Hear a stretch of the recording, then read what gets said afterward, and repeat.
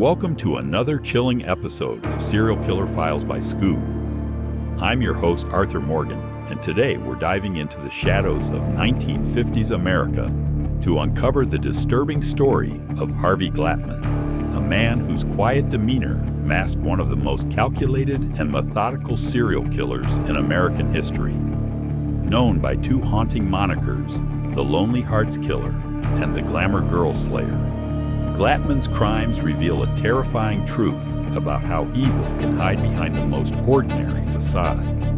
This episode is brought to you by Skoob, and if stories like this fascinate you, there are countless more dark, gripping cases waiting for you on the app. Check the link in the description. Picture this. It's the 1950s in America. Post-war optimism fills the air. But beneath the surface lurks a society ill-equipped to recognize or address mental illness. This was an era when those showing signs of psychological disorders were simply swept away, hidden in institutions, subjected to barbaric treatments, or completely ostracized from society. Mental health awareness was virtually non-existent, creating the perfect breeding ground for monsters like Harvey Glatman. In this environment, Glatman developed into something truly sinister. He wasn't your typical rage-fueled killer. No, Glatman was far more dangerous. He was methodical, calculating, and disturbingly calm. His victims weren't random targets of opportunity. Instead, he deliberately chose women pursuing two of humanity's most basic desires: companionship and dreams of success. What made Glatman particularly terrifying was his ability to blend into society. Sporting glasses, speaking softly, and maintaining an air of politeness, he appeared completely harmless. This unassuming exterior became his greatest weapon, allowing him to operate undetected for years while targeting society's most vulnerable members. Let me walk you through Glatman's chilling methodology. A routine so practiced it became ritualistic. His crimes weren't impulsive acts of violence.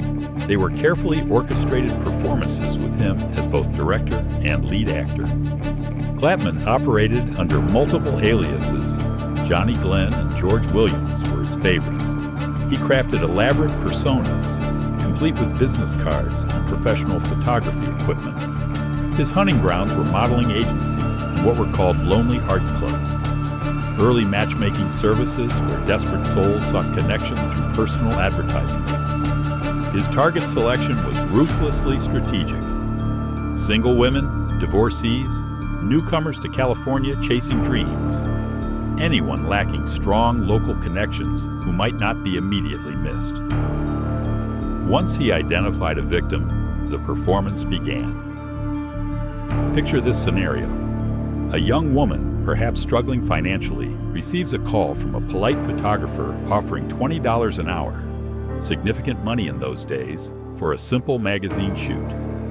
The caller explains he needs models for detective magazines, scenarios where they'd be bound and gagged. It sounds legitimate, almost mundane. The photo shoot would begin innocently enough. Glatman would take genuine photographs, building trust, making conversation, appearing professional. But then gradually, the atmosphere would shift. What started as a modeling session transformed into something far more sinister. This is where Glatman's true nature emerged. He maintained a kit, camera, film, ropes, gags, always organized, always ready. His soft-spoken demeanor never changed, even as the situation became horrific. He would bind his victims under the pretense of the shoot, then reveal his true intentions with chilling calmness. Let's honor the memory of those whose lives Glatman stole by telling their stories, not as mere statistics, but as human beings with hopes, dreams, and futures that were brutally cut short. Judy Dull was just 19 years old in October 1957 when she answered what seemed like a golden opportunity: $20 an hour to pose for detective magazine photographs. It must have felt like winning the lottery. Judy had no way of knowing that Johnny Glenn was actually Harvey Glatman, and this job would be her last. Inside Glatman's Los Angeles apartment, the facade crumbled quickly. What followed was hours of terror as Judy endured unimaginable horrors.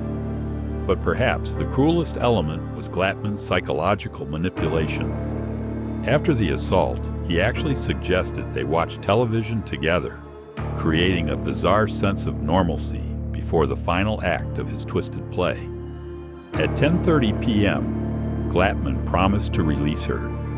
Instead, he drove over 100 miles into the desert near Indio, California. There, in the vast emptiness where no one could hear her scream, he ended Judy's young life with methodical precision. But his depravity didn't end with death. He arranged her body in grotesque poses, photographing his work like some perverted artist signing his masterpiece. 7 months later, Shirley Ann Bridgeford became his second known victim.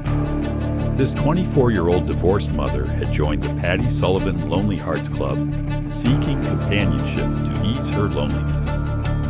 She found George Williams physically unimpressive, but loneliness is a powerful motivator. What began as promises of square dancing and dinner became a repeat of Glatman's horrific ritual. There's also Dorothy Gay Howard, whose 1954 murder remained unsolved for decades. Found by hikers near Boulder, Colorado, she was known only as Boulder Jane Doe, until DNA testing in 2009 finally gave her back her name. While direct evidence linking Glatman to Dorothy's murder remains elusive, the similarities are impossible to ignore.